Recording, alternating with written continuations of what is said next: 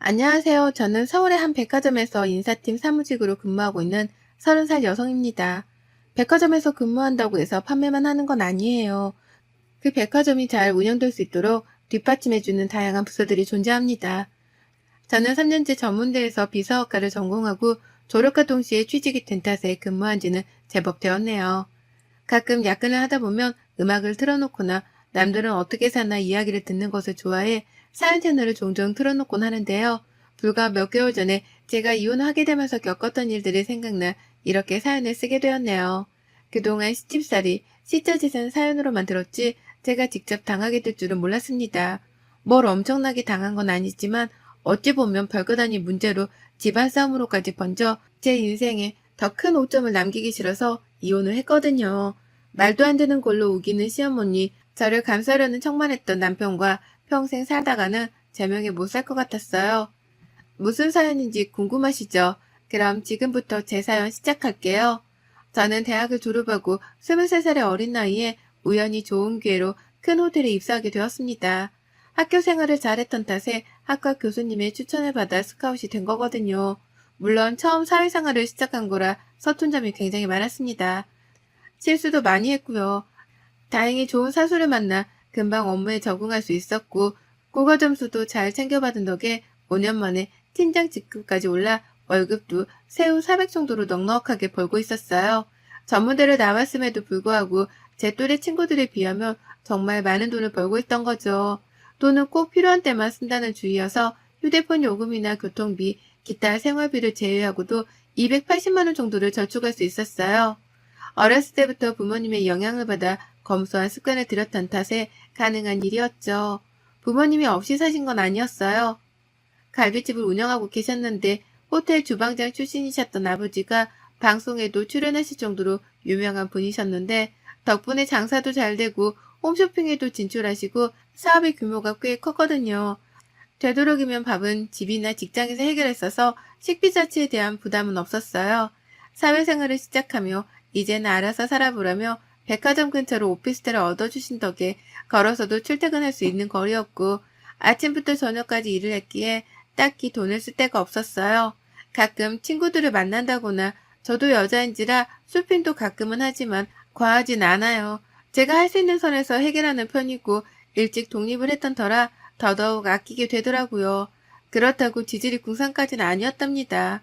아무튼 그렇게 정신없이 사회생활을 하고 5년차가 되었을 무렵 입사 동기의 소개로 전 남편을 만났어요. 그 동기가 만나던 남자친구와 결혼한다며 저에게 청첩장도 줄 겸 저녁을 먹자고 했죠. 그 자리에는 전 남편도 같이 있었어요. 그 동기 애비신랑 친구였거든요. 그날 저녁 식사를 했고 분위기 좋은 와인바에서 2차를 즐겼습니다. 분위기가 무르익으며 남편과 번호를 교환했고 앞으로 친하게 지내자며 많은 대화를 나누었죠. 남편은 그 당시 대학을 졸업하고 갓 사회생활을 시작한 사람이었습니다. 강남에서 유명한 로펌에서 송무직 직원으로 근무를 하고 있다 했죠. 대화 코드도 잘 맞고 유쾌하고 저를 세심하게 대해주는 모습에 조금씩 호감이 생겼고 그렇게 저희는 연인 사이로 발전하게 되었습니다. 사랑에 눈이 멀었던 탓일까요? 1년 전후의 연애를 끝으로 저희는 결혼하게 되었습니다. 양가 집안에 인사를 드리고 상견례까지 마쳤죠. 모든 게 일사천리로 진행되었고 그렇게 저희는 양가 집안의 축복을 받으며 행복한 결혼식을 올렸습니다. 남편은 홀어머니 밑에서 자랐고 밑으로는 남편과 1살 차이인 시동생 그리고 시누이가 한 명 있었어요. 남편이 고등학생 시절 시아버님이 돌아가신 바람에 시어머니 혼자 자식을 셋을 키우셨고 그 바람에 시어머니는 특히나 아들 부심이 대단한 분이셨죠. 상견례 자리에서 농담 삼아 이제는 며느리 덕 좀 보고 살아야 한다는 말을 하셨는데 그때는 그저 남편을 사랑하는 마음이 컸기에 그 말이 무슨 의미인지 몰랐습니다. 결혼을 하고 행복한 신혼생활이 시작되는가 싶었는데 아니나 다를까 저도 늘 남의 이야기로만 듣던 시집살이를 당하게 되었습니다. 상견례를 할 때까지만 해도 그냥 아들 부심이 조금 있는 시어머니인 줄 알았는데 결혼하고 나니 태도가 약간은 돌변하시더라고요. 며느리 덕 좀 보아야겠다는 말을 입에 달고 사셨거든요. 오피스텔을 정리하고 그 돈을 합쳐서 신혼집과 혼수를 장만했는데 시댁에서는 나이 어린 시동생들이 있고 많이 보태주지 못한다며 3천만 원을 주신 게 전부였거든요. 그래도 행복한 결혼 생활을 망치고 싶진 않아서 제가 살던 오피스텔을 정리한 돈과 제가 모아왔던 돈, 그리고 친정 부모님이 보태라며 주신 1억을 합쳐 빚 없이 신혼집을 장만한 거였습니다. 시댁에서 주신 3천만 원은 나중에 비상금으로 쓰게 두라며 남편 명의의 통장에 입금시켜 놓았죠. 결국 따지고 들면 시댁의 도움은 하나도 받지 않은 셈이었어요. 그걸 모르던 시어머니는 신혼집을 자기 집이 마냥 드나들며 온갖 살림에 간섭을 하기 시작하셨죠. 저와 남편이 대출받아 같이 마련한 집인 줄 아시더라고요. 신혼집은 온전히 제 명의로 된 제 집이었습니다. 너 결혼했다는 애가 살림이 이게 뭐냐? 인스턴트 데워 먹니? 나는 여태 우리 아들한테 그런 거 먹여본 적이 없다. 그게 다 몸에 얼마나 안 좋은 것들인데 자고로 음식은 청성이야. 하나하나 깨끗한 유기농 재료로 만들어서 먹어야지. 너 살림 좀 배워야겠다. 어머니, 저희 둘 다 일하다 보니 챙겨 먹을 시간이 별로 없어요. 그래도 주말에는 웬만하면 요리해 먹고요. 장도 근처 대형마트 가서 보는데 거기 품질이 나쁜 건 아니잖아요. 아무리 고급지면 뭐하니. 그거 다 농약 쳐서 때깔 좋게 보이려고 한 건데 재료는 앞으로 시장에서 장 보고 음식은 다 해먹어라. 내 아들 아침 굶기지 않았으면 좋겠구나. 그리고 옷은 다 분리해서 빨지? 속옷은 반드시 손빨래 해야 하고 또. 어머니, 제가 아직은 많이 부족하지만 열심히 노력할게요. 많이 가르쳐 주세요. 시어머니가 잔소리를 하실 때마다 그래도 잘 살으라고 덕담하시는구나 하고 새겨 들었어요. 그래도 저희보다는 오래 인생을 사신 분이고 살림을 더 많이 하셨던 분이니까 하시는 말씀이 다 일리가 있겠거니 생각했거든요. 더군다나 시어머니라서 더 그러려니 했었습니다. 밉보이면 안 되니까요. 그때는 뭐가 그렇게 무서웠는지 왜 그렇게 잘 보이고 싶었나 모르겠네요. 오히려 친정 부모님은 사업이 바쁘셨던 것도 있지만 이제 결혼도 했으니 제 인생은 제가 개척하며 살아야 된다고 가급적 연락을 하지 말라고 하시더라고요. 본인들도 먹고 살기 바쁘니 정말 중요한 일 아니면 애초에 신경 쓸 일을 만들지 말라 하셨습니다. 무소식이 희소식이니 그런 줄 알겠다면서요. 그렇게 남편과 알콩달콩 사이도 좋고 시어머니의 간섭과 함께 저의 정신없는 신혼생활이 이어졌습니다. 1년이라는 시간이 흘렀고 그러다 제가 남편과 이혼하게 된 결정적인 사건이 발생합니다. 어느 날 정신없이 보고서를 작성하고 있는데 시어머니께 연락이 오는 겁니다. 전화를 받을 수 없는 상황이어서 문자 메시지로 잠시 뒤에 연락드린다고 하고 일을 마무리하니 점심시간이어서 오후 1시가 다 되어서야 전화를 드렸어요. 전화를 받은 시어머니는 상당히 화가 난 목소리셨습니다. 예, 네가 바쁘면 얼마나 바쁘다고 이 CM이 전화까지 돌리고 그러는 거야? 그깟 백화점 일이 뭐 대단하다고. 강남 로폰 다니는 네 남편 정도는 돼야 바쁘다고 하는 거야. 그나저나 한 달 뒤가 내 생일인 거 알고 있냐? 네, 당연히 알고 있죠. 근데 그날 주말이 아니어서 퇴근하고 저녁 식사하면서 챙겨드려야 할 것 같아요. 월차도 지난달에 일이 있어서 땡겼었던 터라 휴가 사용을 못하거든요. 뭐? 그게 말이 됐니? 결혼하고 나서 네가 처음 챙기는 CM이 생일인데 그냥 저녁 한 끼로 때우려고 그러니? 너희 결혼할 때야 내 생일이랑 맞물려서 집안에 큰일 치르느라 그러려니 하고 넘어갔지만 결혼하고 나면 당연히 네가 직접 이 CM이 생일상 정도를 차려야 하는 거 아니냐? 네, 어머님 말씀 100번 옳아요. 하지만 제가 이번에 맡은 행사 기획이 연말까지 진행되어야 해서 당분간 시간이 없을 것 같아요. 매일 야근하고 있는 상황이고 다음 달이 준비 막바지 기간이라 정신 없어서요. 여자가 바깥일 하다 보면 가정에 나몰라라 하는 거야. 이번에는 내가 직접 생일상을 받아봐야겠구나. 그런 줄 알고 있으마. 나도 이제는 며느리 덕 좀 보고 살아야지. 그깟 저녁 한 끼로 퉁치려 하지 마라. 무턱대고 생일상을 직접 차리라는 시어머니의 말에 조금은 어이가 없었어요. 하지만 업무 스케줄상 도저히 시어머니의 생신날에는 휴가를 쓸 수가 없었습니다. 밤늦게 퇴근 후 남편과 상의를 했어요. 당신 어머니 생신 때 따로 계획 있어? 점심에 어머님이랑 통화했는데 생일상을 직접 차리라고 하시네. 나도 당연히 그러고 싶지만 당신도 알다시피 내가 지금 맡은 프로젝트 때문에 시간이 안 나. 연차도 미리 땡겨 쓴 바람에 쓸 수 있는 것도 없고 이 프로젝트가 얼마나 중요한 건지는 알지? 나도 내가 하는 일이 있는데 어머니가 매번 내일 무시하는 것도 솔직히 조금은 싫기도 하고 자기가 대신 잘 말씀드려줘. 그날 되도록이면 일찍 퇴근해서 저녁 같이 먹고 쇼핑도 시켜드리자. 엄마한테 전화 왔다고? 내가 안 그래도 잘 말씀드렸는데 회사 일이 바쁘다 보니 저녁 먹고 원하는 선물 사드리겠다고. 그러니까 알겠다고 하셨는데 왜 말이 다르지? 나 모르지. 그새 마음이 바뀌셨는지도? 그러니 당신이 내일 연락드려서 잘 말씀드려줘. 내가 도저히 시간이 안 나서 그래. 당신도 알잖아. 그럼 내가 엄마한테 잘 말해볼게. 염려하지 말고 있어. 우리 엄마 그래도 그렇게 꽉 막힌 사람 아니야. 그렇게 시간이 흘러 시어머니 생신이 일주일 정도 코앞으로 다가왔어요. 저는 당연히 남편이 잘 말씀드렸겠거니 생각하고 정신없이 일에 몰두하고 있었죠. 시어머니가 전화 와서는 언제 장을 볼 거냐면서 다그치시더라고요. 이번 생일상 아주 기대가 크구나. 지난번에 동훈이가 알아서 잘 준비할 테니까 신경 쓰지 말라고 하던데 그래도 네가 양심은 있나 보구나. 어떻게 준비할지 모르겠으면 나한테 물어보렴. 그리고 메뉴에는 이왕이면 버섯이랑 팜을 잔뜩 넣은 갈비찜을 해줬으면 좋겠구나. 내가 갈비를 좋아하거든. 그리고 양을 조금 많이 했으면 좋겠어. 친구들이랑도 먹어야 하니까. 동훈 씨가 제가 생일상을 차린다고 했어요?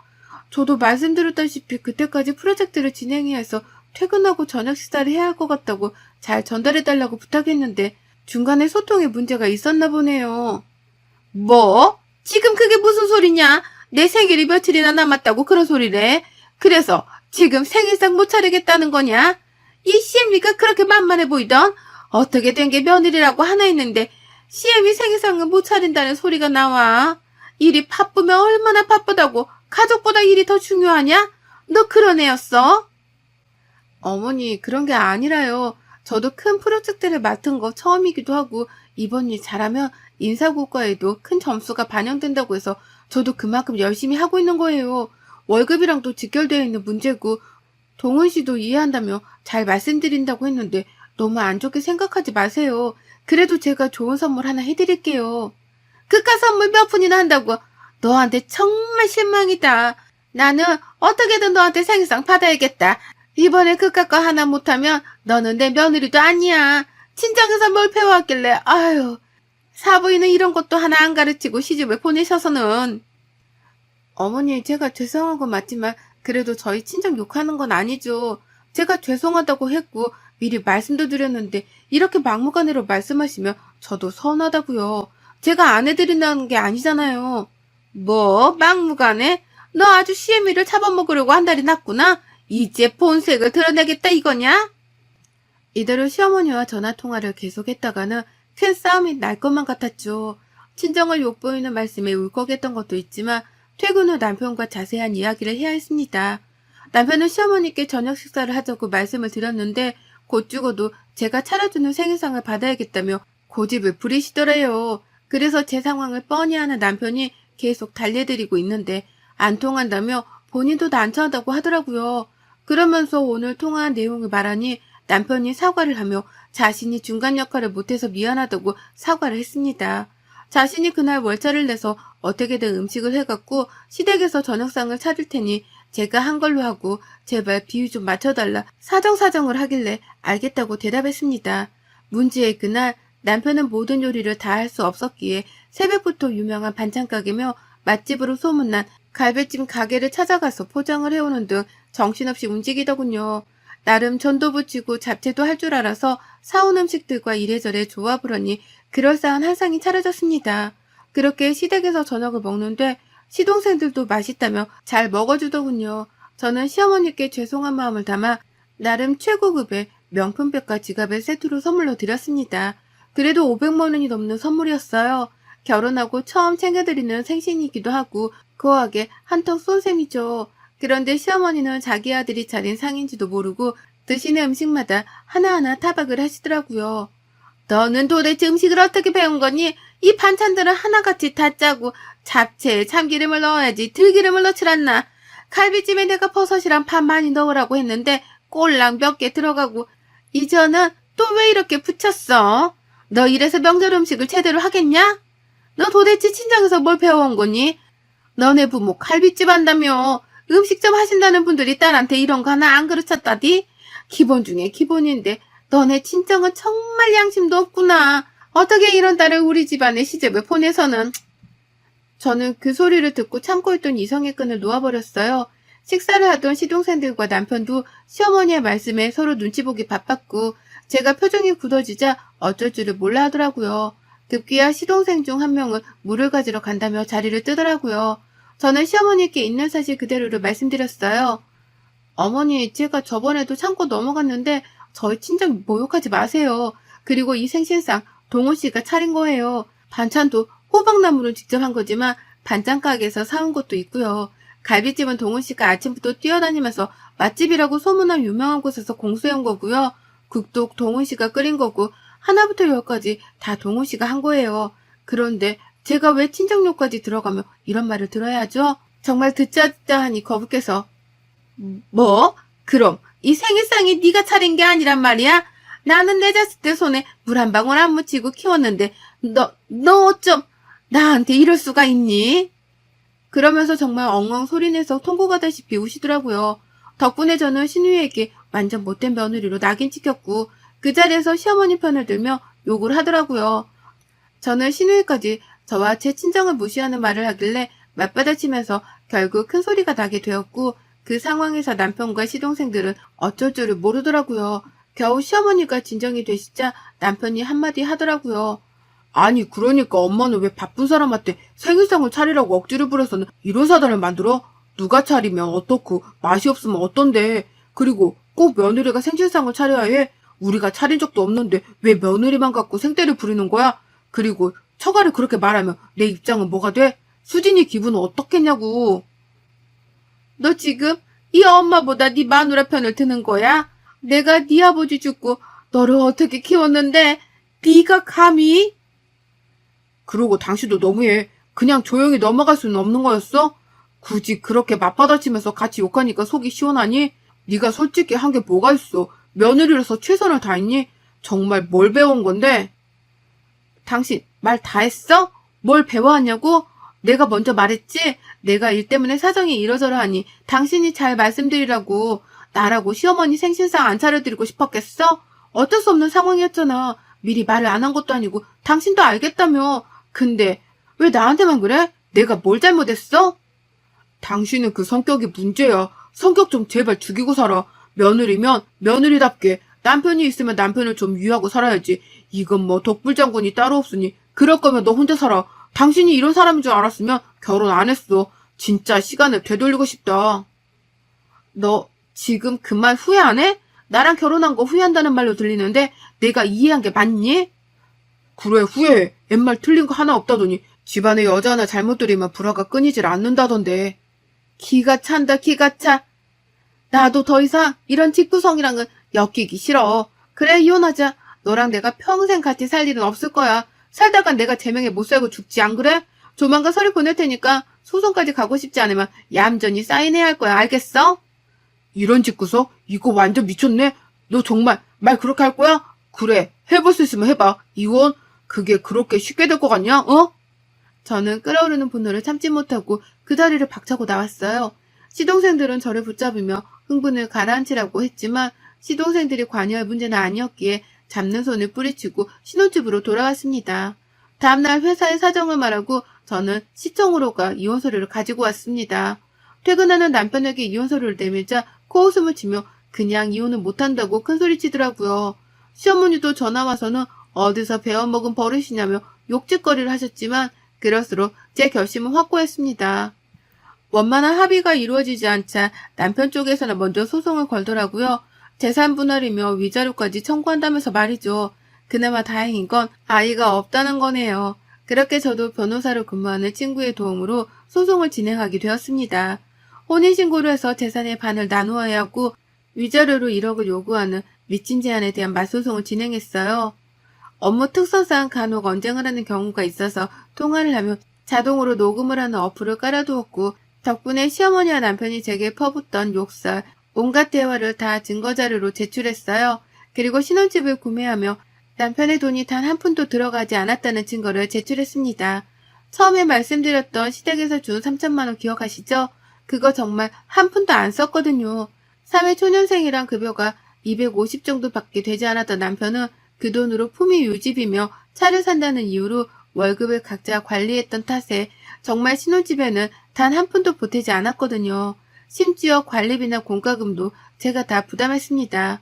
제가 더 여유로웠고 충분한 자금이 있었기 때문에 누가 뭐라고 어디에 나눠 쓰고 세세하게 그런 것까지 신경 쓰지 않았거든요. 결국 재판은 저에게 유리하게 적용했고 오히려 남편은 저에게 위자료 3천만 원을 지급하라는 판결을 받았습니다. 하지만 남편은 돈이 없다며 배째라는 식으로 나오더라고요. 알고 보니 시어머니가 준 그 3천만 원으로 자기가 타고 다니던 외제차를 산 거였어요. 저한테는 중고로 구매해서 싸게 샀다는 둥 그러더니 알고 보니 전 재산을 털어 산 거였네요. 결국 빈털터리로 쫓겨나게 생긴 남편은 그제서야 저에게 잘못했다며 빌더라고요. 시어머니도 자신이 너무 과했던 것 같다며 앞으로는 시짜짓 하지 않겠다고 같이 찾아와 빌더라고요. 하지만 이미 그들에게 많은 실망을 했고 제 인생을 맡길 가치가 없다고 판단되었기 때문에 조금의 배려 따위는 하지 않기로 결심했습니다. 그 집에서 남편이 가지고 온 옷가지들, 드라이기와 면도기만 박스에 싸서 시댁으로 보내버렸고요. 저는 필요한 옷가지만 챙겨 친정으로 들어갔습니다. 신혼집은 어떻게 했냐고요? 당연히 매물로 내놨습니다. 위치도 좋고 역세권이어서 값이 상당했지만 금방 나가더라고요. 끝까지 남편과 시어머니는 어떻게 이럴 수 있냐며 악다구니를 썼지만 아랑곳하지 않았습니다. 오히려 적금 금지를 신청했고 모든 연락을 차단시켜 버렸죠. 저와 연락이 닿질 않자 친정 부모님이 운영하시는 가게까지 찾아갔다가 부모님이 신고한 덕분에 경찰에 끌려가고서야 그 뒤로 찾아오지도 않는다더라고요. 저는 인생 공부했다 생각하고 정신없이 일만 해오며 살고 있어요. 아직 반년도 채 지나지 않은 시간이지만 그 짧은 시간에 많은 걸 느꼈습니다. 친정 부모님도 요즘엔 이혼이 흠도 아니라며 괜히 위축돼서 살지 말라고 당부하셨고요. 저는 한 달간 휴직을 할 생각이에요. 상처라면 상처겠지만 제 인생의 오점을 훌훌 털어버리고 오히려 유럽 여행을 계획하고 있습니다. 전 남편에게 쏟아부었던 시간, 돈, 그게 아까워서라도 깔끔히 비워내고 싶더라고요. 결혼을 하고 혼인신고까지 했지만 2년이라는 짧은 시간을 끝으로 제 결혼 생활은 막을 내렸어요. 지금 생각해보면 조금 더 신중하게 생각하고 결혼을 했어야 했나 싶네요. 여러분도 몇 년 살아보고 도저히 안 되겠다 싶고 아이가 없다면 차라리 바로 새 출발하세요. 참고만 살다가는 제꼴납니다. 요즘엔 이혼이 흠도 아니니까 당당하게 내 자신을 위해서 살아가도 좋다고 생각합니다. 여러분의 생각은 댓글로 남겨주세요. 오늘도 시청해주셔서 정말 감사합니다.